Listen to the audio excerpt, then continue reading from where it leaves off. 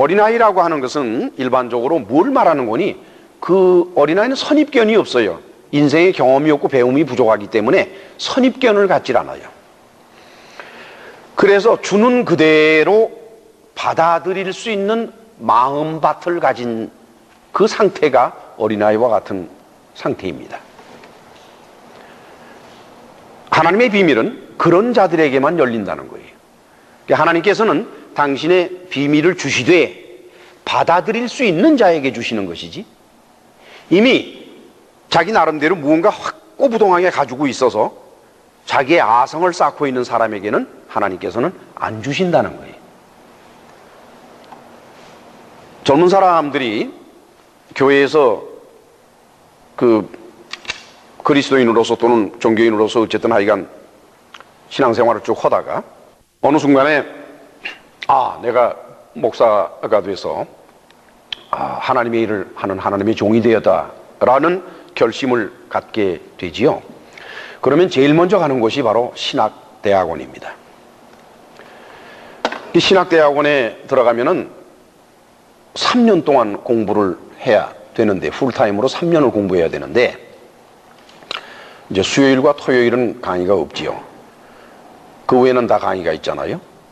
그런데 예외 없이, 거의 예외 없이 몇몇 사람을 제외하고는 자기 나름대로 이미 목사가 다 됐어요. 벌써 신학교 들어온 사람이 이미 자기 마음속엔 다 있어요, 전부. 그래서 교수들이 하는 강의를 못 받아들여요. 못 받아들여요. 그래서 신학대학원에서는 1학년 때 그 신학생들에게 부탁을 합니다. 여러분들이 각자 병아리를 한 마리씩 데리고 들어왔는데 그 병아리를 내보내라 그래요. 만약에 그 병아리를 내보내지 않으면은 여러분들은 3년 동안 여기서 헛되이 돈만 쓰고 헛되이 3년을 지내다가 그냥 변함없이 나간다, 이게.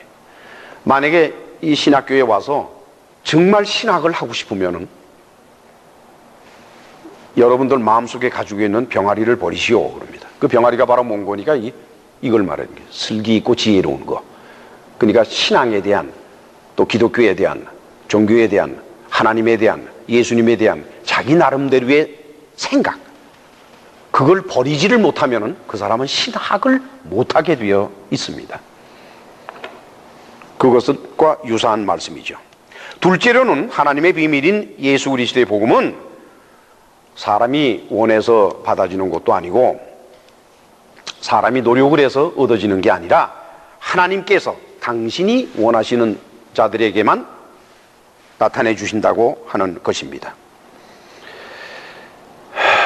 올소이다, 이렇게 된 것이 아버지의 뜻이니이다. 27절에 내 아버지께서 모든 것을 내게 주셨으니 아버지 외에는 아들을 아는 자가 없고 아들과 또 아들의 소원대로 계시를 받는, 아들의 소원이에요. 당사자의 소원이 아니라 예수님의 소원대로, 즉 하나님의 소원대로, 하나님의 뜻대로 계시를 받는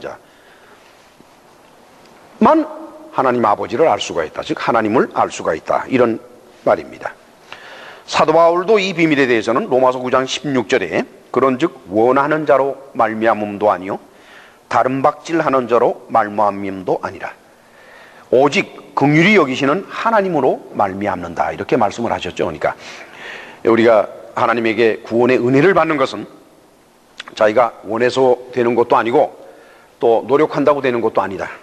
그는 오직 하나님께서 누구를 불쌍히 여기시느냐, 그거에 따라서 결정이 된다 하는 게 바울의 주장이고, 에베소 2장 8절에서 9절, 그래서 사도 바울은 너희가 그 은혜를, 즉 하나님의 은혜를 인해서 믿음으로 말미암아 구원을 얻었으니 이것이 너희에게서 난 것이 아니요 하나님의 선물이라. 행위에서 난 것이 아니니 이는 누구든지 자랑치 못하게 하려 함이라.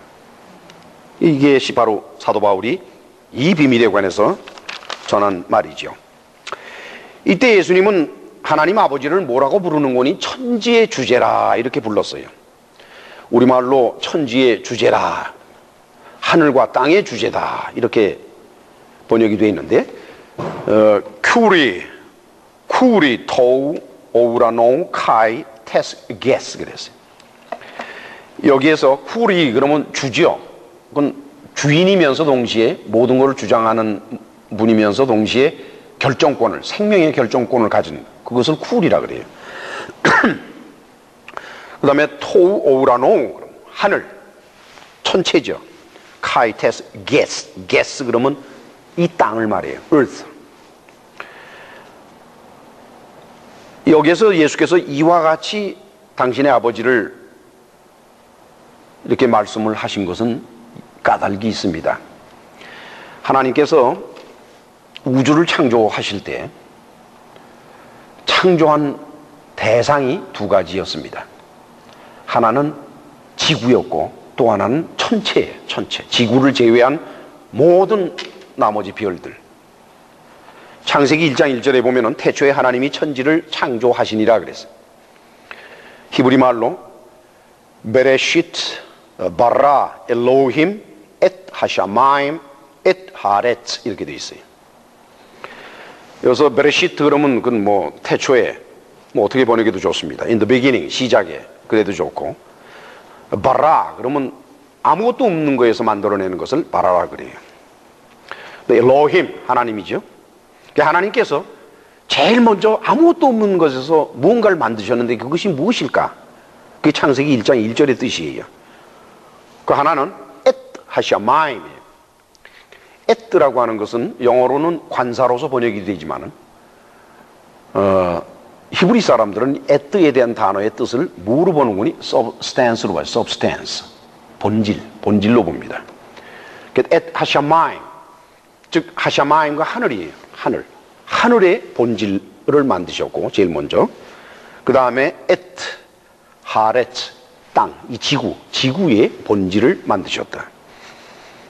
하나님께서는 창조 때부터 두 가지를 별개로 만드십니다. 과학자들이 얘기하는 것처럼 하나의 거대한 별에서 터져서 나온 것이 아니라, 그리고 지구가 태양으로부터 폭발이 돼서 분리돼서 나온 것이 아니라 하나님께서는 지구를 별개로 만드시고 그 본질, 원료라고 쉽게 표현되죠. 원료를 만드시고 나머지 전체 달, 무슨 태양, 그리고 수없이 많은 별들 그 전체를 하나를 묶어서 그 원료를 한 가지로 똑같은 원료로서 하나를 만들어서 그렇게 하셨다 이 뜻입니다.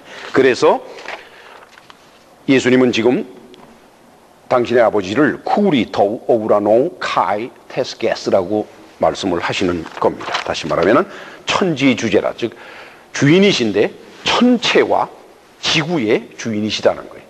그렇게 창조를 하셨기 때문에 이제 예수께서는 하나님 아버지의 뜻에 따라 당신을 찾아오는 사람들의 특징, 그리고 또 그들에게 베푸실 당신의 은혜에 대해서 말씀하십니다. 첫째 뭐라고 그러는 거니?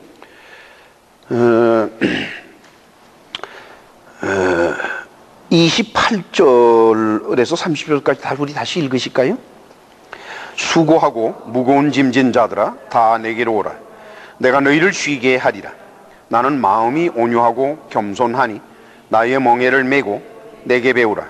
그러면 너희 마음이 쉼을 얻으리니 이는 내 멍에는 쉽고 내 짐은 가벼움이라 하시니라. 여기서 예수께서 뭐라고 말씀하셨는 거니까 수고하고 무거운 짐진 자들만 예수님한테 온다는 거예요. 수고하고 무거운 짐을 지지 않은 자는 안 온다는 거예요. 여기서 수고하다, 우리말로 수고하다라고 번역된 헬라어가 코피아오는 수고한다는 선에서 끝나는 단어가 아닙니다. To be tired, 지친 거예요. 지친 자들아, 즉 지치기 전에는 안 온다는 거예요. 지쳐야 온다는 거예요.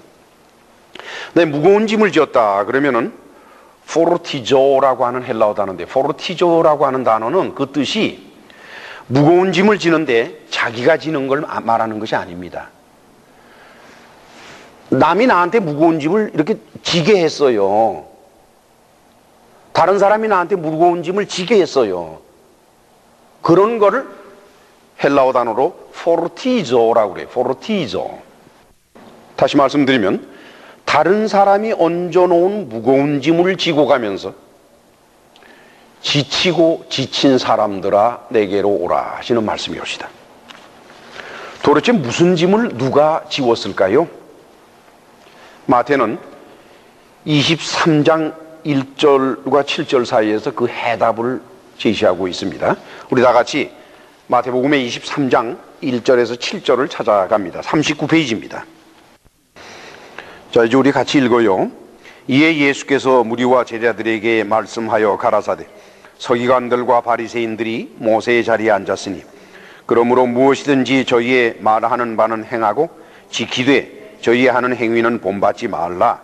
저희는 말만 하고 행치 아니하며 또 무거운 짐을 묶어서 사람의 어깨에 지우되 자기는 이것을 한 손가락으로도 움직이려 하지 아니하며 저희 모든 행위를 사람에게 보이고자 하여 하나니 곧 그 차는 경문을 넓게 하며 옷수를 크게 하고 잔치의 상석과 회당의 상자와 시장에서 문안받는 것과 사람에게 랍비라 칭함을 받는 것을 좋아하느니라. 이랬어요. 뭘 말하는 거니까 그 무거운 짐이라고 하는 건 종교적인 계율을 말하는 겁니다. 그리고 여기서 바리새인들이라고 되는 것은 23장에서는 오늘날에는 종교 지도자들이 되는 것이죠. 여러분 말이죠, 종교개혁을 시작한 마틴 루터라고 하는 사람을 여러분들이 아실 겁니다. 그 사람은 천주교의 신부였어요. 신부. 마틴 루터는 천주교의 신부로서 참으로 계율을 열심히 지키고 애를 쓰며 그리고 학구적인 사람이옵시다. 그런데 마음 한구석에 끊임없이 이게 아닌데 하는 생각이 드는 거예요.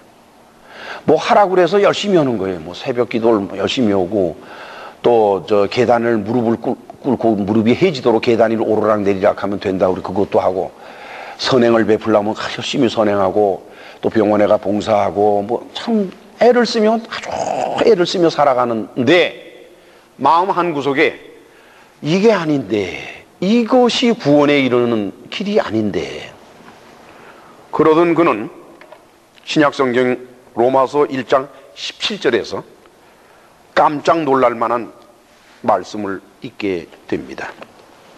잠깐 찾아가지고 로마서 1장 17절 로마서 1장 17절 같이 읽으실까요?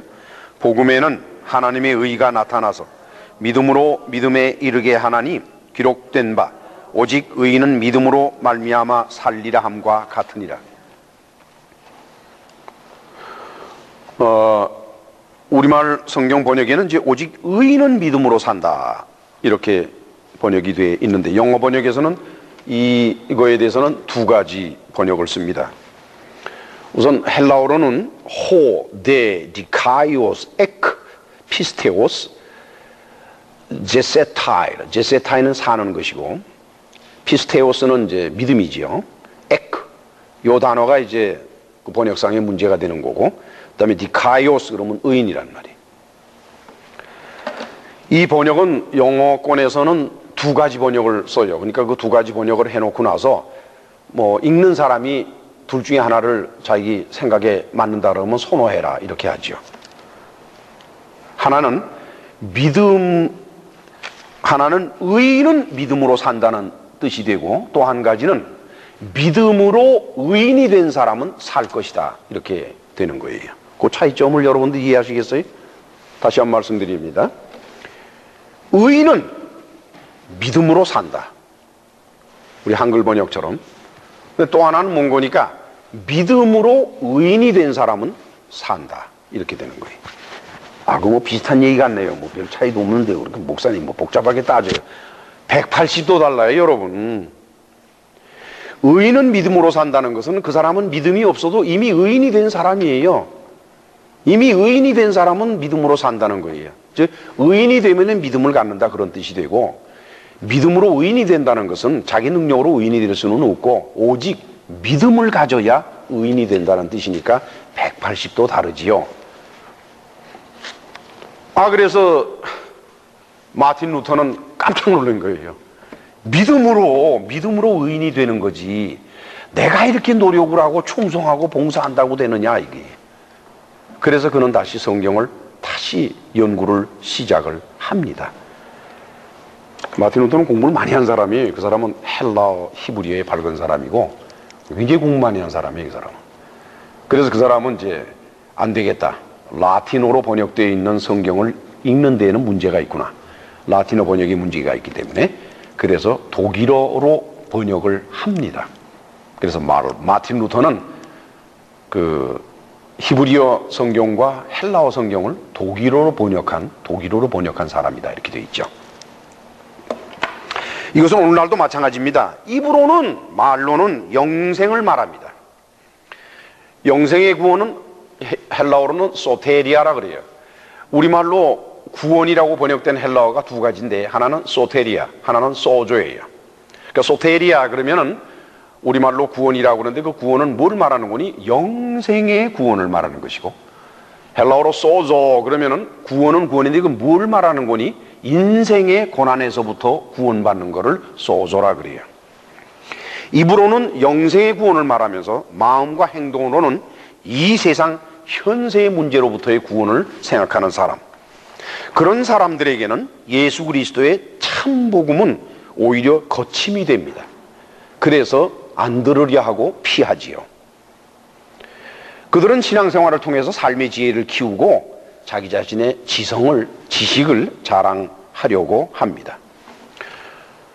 글쎄요, 그 모두에게 해당되는 얘기는 아니겠습니다만은 일반적으로 교회들에서 성경을 많이 알고 공부를 많이 했다고 하는 사람과 또는 종교생활, 다시 말하면 기도생활을 열심히 하고 충성봉사 많이 하고 이런 분들 가운데에서 뭐 대부분들은 다 괜찮겠습니다만은 그런 분들 가운데에서 스스로의 자신감과 삶의 지혜나 이런 쪽에 막 이렇게 기울어 가지고 다른 사람들을 많이 정죄하고 비판하고 하는 모습들을 우리는 볼 수가 있습니다.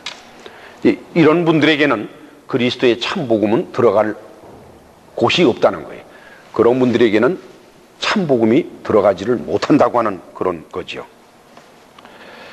그렇지만은 기독교 교회에서 신앙생활을 하면서 현재적인 삶의 문제, 축복이라든가 또는 뭐 건강이라든지 가정의 화목이라든지 이런 참으로 듣기에 달콤하고 오늘날 인생을 살아가는데 수고하고 참 힘들고 어렵고 막 이런데 그래도 교회 가면 목사님이 그 위로의 말을 해주고 막 이런 거 얼마나 좋아요. 그런 거를 이렇게 듣고 마음 한 구석에 평안을 얻고 막 이러면서 신앙생활을 하는 분들 가운데 왠지 이게 아닌데 라고 생각하는 분들이 있어요.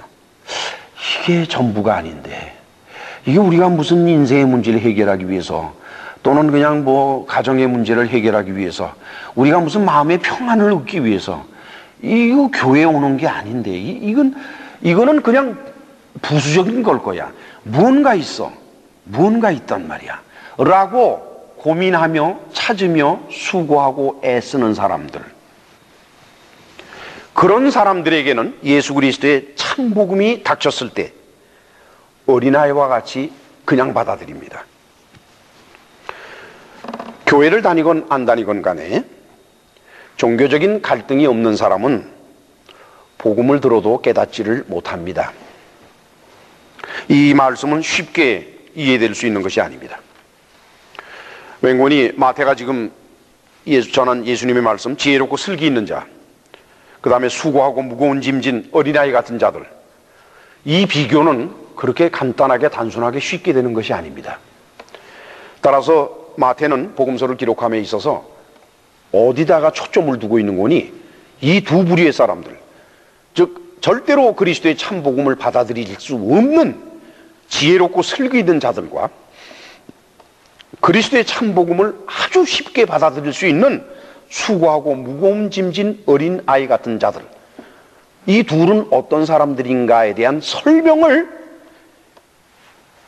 다음에 나타나는 12장부터 시작해서 23장까지 합니다. 저는 마태 복음서를 읽으면서 연구하면서요 깜짝 놀랐어요. 그래, 어쩌면은 지난 2000년 동안의 기독교 교회의 문제점도 바로 이런 것이었는지 모르겠다. 또 오늘 현재 상태의 교회들의 문제점도 아마 이럴 것이다. 앞으로도 주님 오시는 날까지 이 문제는 계속 있겠구나. 그것은 무엇인 거니까? 종교적인 신앙 속에 빠져 있는 사람들과 진리를 찾으려 가는 사람들이 함께 모여서 교회를 이루고 있기 때문에 그 둘 사이의 갈등에 대한 문제가 끊임없이 벌어지고 있다는 거예요. 그래서 마태는 하나님이 주시는 지혜를 가지고 그걸 미리 프레딕트하고 예견해서 그 두 사람, 그런 두 성격의 사람들이 어떤 차이점이 있고 어떻게 비교가 되는지를 자그마치 마태복음 12장에서 23장까지 긴 절수를 통해서 여러 가지 예화와 여러 가지 케이스를 통해서 설명을 합니다. 어쩌면은요, 저와 여러분들이 기독교 교회에서 신앙생활을 하는 가장 중요한 문제가 이걸 거예요.